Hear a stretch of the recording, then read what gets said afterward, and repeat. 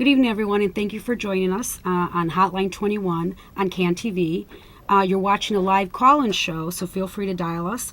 Our number is 312-738-1060. My name is Susan Reyna Guerrero, and I'm President and CEO of Beacon Therapeutic, and we represent Beacon Therapeutic Diagnostic and Treatment Center.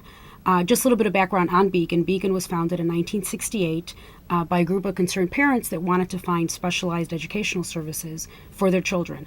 Over the past 42 years, we've really evolved to develop a whole myriad of services that are responding to the needs of inner city kids and all the complexities and all the resources that go along with delivering those services. Today, I'm really happy to have Florence Stevens here with us. Florence is our health educator at Beacon Therapeutic.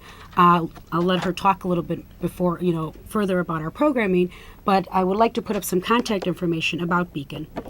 We have 4 separate locations. We have a business office at 103rd in the Beverly community. Our Longwood campus that houses our elementary school and our outpatient programs is in Beverly as well, 10650 South Longwood. Our Calumet Park program houses our high school services, and our newest program is located on Western Avenue, and it's our homeless outreach services program. And that's the program that delivers mobile mental health services to homeless women and children. So, a little bit of background on Florence. Florence has her master's in public health. She is our health educator. And so maybe, Florence, you can start a little bit about telling us why did you decide to come and work at Beacon? Sure. Well, before I came to work for Beacon, I used to manage a women and children clinic in Northwest Indiana, and I like the opportunity that Beacon presented. They have a very unique, hands-on approach. They involve a lot of home visits and client interaction that's one-on-one, and that's part of a team that I was really looking for. Tell me a little bit about your role as a health educator. What does that mean? Sure. Well, it involves several different objectives, but my main purpose is I provide health education groups in the homeless shelters throughout Chicago, and I do individual home education one-on-one with participants, either in the shelters or if they've been recently housed, I go within their new homes. So I do several groups, or I organize. We use UIC Comer vans, medical unit, and they come to our Longwood campus to service our school program and our outpatient children from 3 to 21. They provide physicals, immunizations, hearing and vision screenings, and then we also use a mobile dental van that comes annually as well to make sure that kids have seen a dentist. And I organize all of those things. We also do several different projects on the side, like a kids gardening vegetable garden this summer, and we've just started a tobacco cessation program as well. You've said a lot there, so I'm going to backtrack a little bit. Mm-hmm. Maybe start off with what are some of the health-related issues? You described different populations. You described our children, the 3 to 5-year-olds, and then the homeless population, the student population. What are some of the health-related issues that you're finding that folks need to be educated on? Well, typically the homeless population, and specifically homeless children, have poor general health than housed children or housed families. They often suffer from higher rates of lead exposure, nutritional problems, asthma. Oftentimes they don't have a medical home or a consistent doctor that they use. And so those are usually topics that we work with one-on-one with the families to educate them about the different diseases and different resources within the community that they can access medical care. Now you referenced medical home, and I think that's it's an evidence-based approach, and it's very helpful and very useful for people to understand that. Can you describe exactly what that is, medical home? Sure. And approach is the key word here. It's not so much a location as defined by the American Academy of Pediatrics. It's more of a continuous, family-centered, comprehensive approach to healthcare. So it's more than just treating the patient in front of you. It's in treating the entire family, understanding that connection between mom's health and child's health, and vice versa, and how they affect each other. And comprehensive in terms of not just physical health, but behavioral, social, emotional, and how those all interact. And so when there's a medical home, that approach to healthcare is treating the entire family, all the dimensions of health, not just one. That's helpful. And just to remind everyone, you're watching a live call-in show. It's Hotline 21. Otherwise, you get to hear us talking the full time. So please feel free to call if you have questions or comments. The number is 312-738-1060. And again, my name is Susan Reyna. I'm here with Florence. We're from Beacon Therapeutic. You started describing a little bit about the garden And I have a picture of the garden, which is great. But can you describe a little bit about the gardening program? Or Sure. the gardening? Well, we started this with our program we call Little IOP. It's Little Intensive Outpatient Program. So it services 3 to 6 year olds who usually present with some sort of behavioral mental issue. And we wanted this summer to start a vegetable garden with them, and we had a generous donation from Annie's Organic Products who let us start that. And the pictures will show you that we had tomato plants, we had a couple of pumpkins, cucumbers, green peppers, and all of that, and the kids helped plant them, water the plants, and pick the produce. And we were even able to serve their product at snack time, which the kids really loved. And it was received really well among the parents and the children. Yeah, and here's some of their mealtime preparation. Now, can you describe some of the work that you're doing with the little kids in the Little IOP program? Sure. They come to us about 6 hours a day, Monday through Friday. And as the health educator, what I do with them is I usually do different groups. We started a dental campaign with them. We started brushing their teeth a few times a day. So when they come in, they eat breakfast with us and we brush their teeth. And we had a few activities where we taught them about how to brush their teeth properly, how to, the importance of flossing and things like that. We also do different groups, like we cook with them, let them get their hands dirty a little bit. We've had them cook breakfast or a meal for their mom on a few occasions, which they love doing. And then I also work with the moms. And again, teaching them about different diseases such as asthma, diabetes, a lot of diseases or conditions that these children may come into our program with. And then I know there's also a community component to the work that you do. So you've described the work with our children, with the homeless moms. But how about in general? What kind of community trainings do you do or community forums have you done? Well, I go out and I work. We have several working relationships with other agencies throughout the city. So I may partner with them and do several groups to their participants as well, or train their staff on different conditions, especially shelter staff, if they need to know a little bit more about asthma or their Medicaid choices that the participants may have, and ways to deal with it, and tools or strategies they can give their residents on how to deal with these as well. Now, in something... funding for these services. Do individuals pay for these services, or how is it that these services are funded? My services are free. They are paid through grants and different providers that are generous enough to give us funds so that I can go and provide these services to our homeless community. Yeah, and clearly that's very important because I think they're able to access a very professional array of services and it's meaningful for them, and it's no cost to them. Right. Which is helpful. And I think you're also describing the mobility of it. So you're going to them, which you look at the barriers for some of our families to be able to access these services. We're going to them, and I know you do it on weekends and you do it on evenings, so there's a lot of flexibility. Yeah, which is great, and I get to meet them where they're at as well. So in terms of health goals, they may not be ready to make serious life changes, but because I get to work so intensely with some of these people, that I get to help them step by step till they are ready to make some lifestyle changes. One of the things that I know you're doing is a unique approach in helping families maintain all their health records. Describe that a little bit, because I think it's all kinds of folks. It's so hard to manage all these things as it is, but I think there's like a folder or a binder or something that you're doing. Right. Well, it goes back to the medical home approach, and it's called a medical care notebook. So I've adapted one for Beacon Therapeutic, and it's something that the families can keep with them, and it records all of their allergies, all of their medications, their doctor's phone numbers, their WIC clinics, their Medicaid office numbers, and it also has a calendar to help them keep appointments.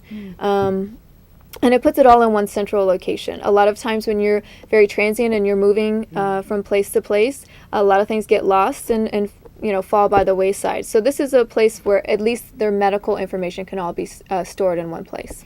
Yeah, and I think that's essential. Again, the transient nature of the families and all the challenges that they're facing, keeping track of all these documents is very difficult. Right. Now, we know we have a brand new grant that we're very excited about. It's through the Respiratory Health Association, which signifies for Beacon a brand new funding source. Right. So describe it a little bit. It's through the Respiratory Health Association. Right, and again, this is an organization we haven't worked with in the past, but it's on a project called CTPP, Chicago Tobacco Prevention Project. And this is a project that will be providing, at least on Beacon's side, smoking cessation groups within the homeless shelters and tobacco prevention education groups also. We will also be doing something with our school program. It's a violence, smoking, and drug prevention curriculum as well. So we will be working with them. And those are just some of the services that Beacon will be providing. But the project's actually bigger, and it's going to be throughout the entire city with many agencies trying to affect policy or prices and different things to raise more awareness about the health effects of tobacco use. And I think, I think that's true. It's clearly it's a collaboration. So there's going to be other initiatives throughout the city of Chicago that's doing this as well. Again, I'd like to remind everyone, this is a live call-in show. Please call if you have any questions or comments. The number is 312-738-1060. I'd like to talk about some of the other programs that Beacon has, and particularly if you can describe some other work that you do with some of the other programs. You mentioned the schools, some of the high school work that you're going to be doing, but can you describe maybe some other overlap with your resources that you deliver in these other programs? Right. Well, health services at Beacon Therapeutic started when I came on, and so in March 2009, so it's been a little bit now. But what we've tried to make the health services do is enrich and support the other programs. So I try to work within these other programs that Beacon has to add just another dimension of health, another aspect of a participant's health versus be separate for them. So I work very often as you see from the list, the little intensive outpatient program, and we have little and big. So they serve from 3 all the way up through middle school, and then we have the high school as well, located at the Cal Park location. And we have outpatient clinics where people come throughout the agency, throughout the community for mental health therapy. We have the shelter outreach services that go within the shelters, provide case management and therapy, and I work within those programs. And we have FACT, which is an intensive, comprehensive program working with moms age 25 and under who have children ages 5 and under. It's also very intense, and I do a lot of individual work with there because they have several serious health conditions and health goals that they need one-on-one help with. Now, one of the other new programs that we have is our Early Head Start program, and it's home-based, so maybe describe a little bit about those services. Sure. That's a little bit different from what most people think of when they think of Head Start programs. So the Early Head Start serves birth to 3, but it is in home-based. So we serve within the shelters or recently housed participants, and we give, it's more of mom giving her tools, or I should say dad, the family, tools of ways that they can create developmentally appropriate activities for their children and how to use everyday lifestyles, everyday learning experiences for their children. And it gives them actual concrete strategies for increasing, how their children learn and grow. I think what's unique about this program is that clearly we're targeting homeless or recently housed families. And I think it's an additional support that we're able to offer them. So it's a home visitor going into the home. It's a set frequency. There's also there's also training associated with this as well. And then the socialization groups. Do you want to describe a little bit about those?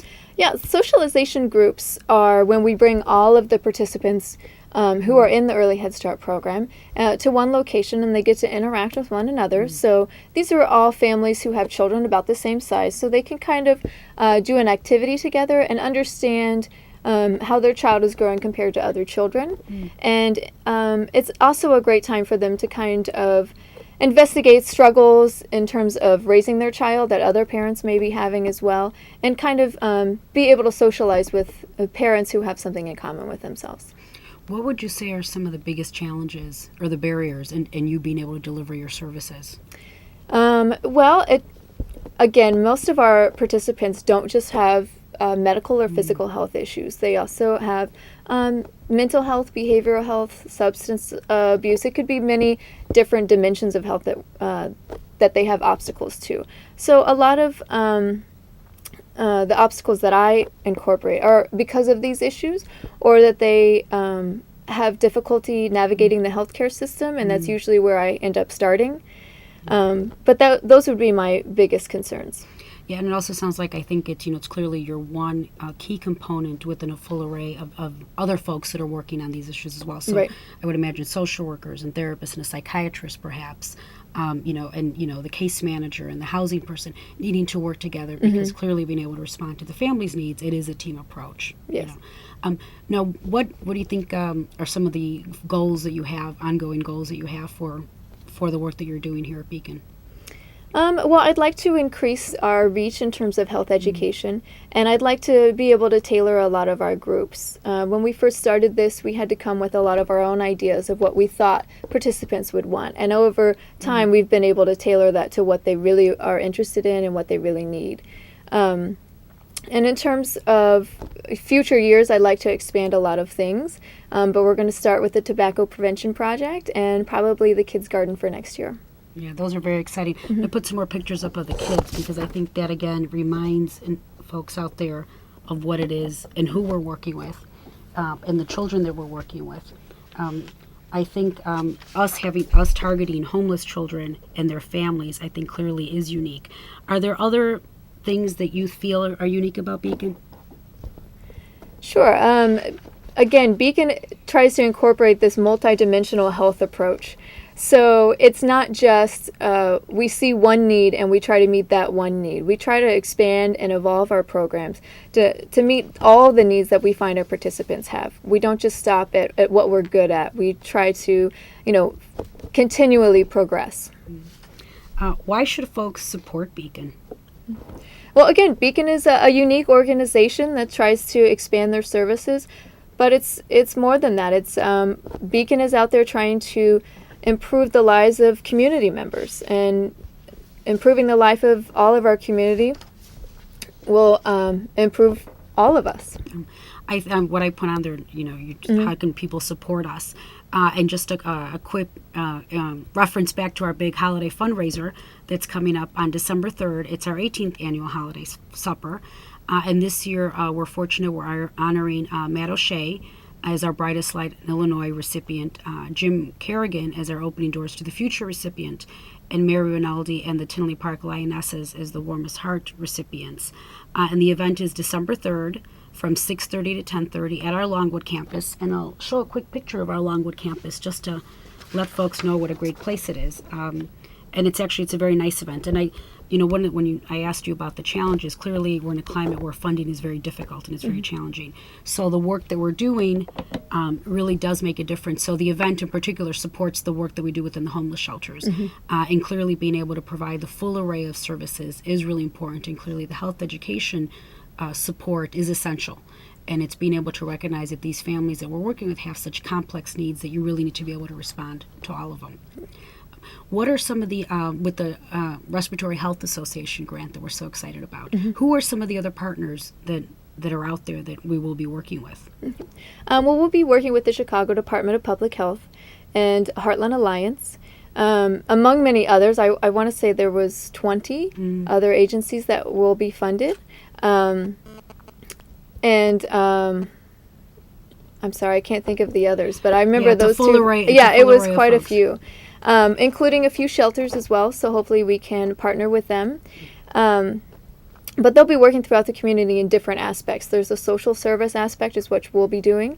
But again, there's also policy and media, so you maybe see a lot of things within the community and on your television screens. Yeah, and I think one of the key things that I know, having attended some of the training sessions or some of the meetings that they were talking about this work, is this whole concept of the quit line and and all this work that they're doing, and I think access to free nicotine patches and really providing all the resources that individuals need in order to actually stop smoking and understanding the impact. And I think the work with the adolescents in terms of how do you get kids not to smoke, and Right. how do you angle it and market it so that they're more interested in doing that, which I thought was interesting. And part of our effort is to train our teachers that they're going to deliver a curriculum. Right. And the curriculum is good because it doesn't just encompass the tobacco prevention. It's also violence and drugs. But it's more than just saying tobacco's unhealthy for you and tobacco will cause lung cancer. It's giving them actual tools to combat peer pressure and actual strategies and things to say. There's role playing, there's groups, there's activities. It's more than me just showing a video about lung cancer. So, which is always very good, I suppose. right. In terms of what would you say are some of your successes when it's all said and done? What do you look back and think of? Okay, this worked. This was a success.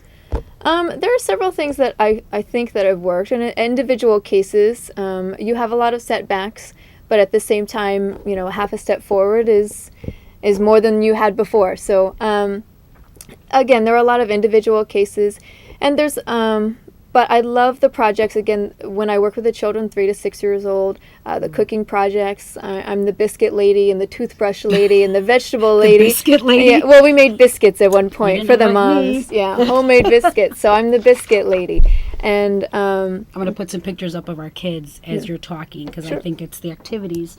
So the biscuit lady. So you made biscuits? Yeah, we made biscuits, and we've made a few other things, and it's great because the kids get to, again, get involved with the project. They get to make it for themselves or somebody else.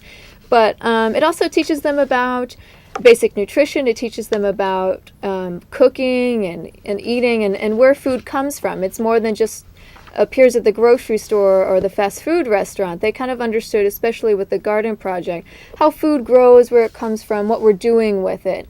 And being able to experiment with their taste buds and different things is great. Yeah, I think the one piece with the cooking, if nothing else that we've learned, and I know I remember hearing this from one of the moms, that one of the most difficult things for her while in the shelter was that she was unable to cook for her children. And when you look at, mom's basic role generally is to cook for your children, and that being taken away is so painful and difficult.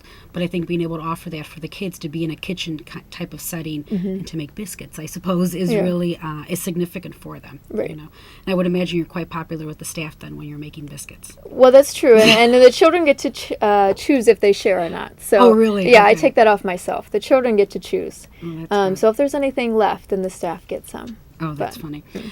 What are some of the other upcoming groups, community groups, that you're going to be doing in the next couple of months? Topics for community groups? Sure. Well, topics for community. I actually did one this morning, and it's pretty popular. And I usually have this on a rotating basis. But it's about the Medicaid system and the different insurance providers that Medicaid has, and what your rights and choices are when using Medicaid and your insurance.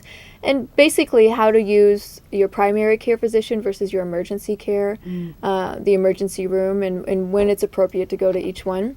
So that one's pretty popular. But we have, again, with the Early Head Start program, we're starting some socializations. And we have the Tobacco Prevention Project should be starting soon with the smoking cessation groups within the shelters as well. I'd like to put up, again, some contact information about Beacon. If you're interested in contacting us, those are the numbers. Our business office is 773-298-1243. Please feel free also to look us up on the internet. That is our website, www.beacontherapeutic.org. And that is our motto. We are empowering lives and changing futures. And clearly our commitment and our focus has been children and their families. But it would be helpful if folks want to contact you, Florence, they would be able to access you from these numbers? Yeah, the Longwood campus would be the easiest way to contact me. And again, that's 773-881-1005. Well, I'd like to thank you for being on the show today. Are there any final comments, thoughts? I don't have anything particular. Again, we have several new projects, so be looking out for us in the community, especially with the Tobacco Prevention Project. We'll be coming to many of the shelters and different organizations throughout the city. And thank you for watching Beacon Therapeutic. And thank you for joining us. We'll be here next week again. Again, my name is Susan Reyna Guerrero, and this is Florence Stevens, and we are here from Beacon Therapeutic. Thank you very much. Thank you.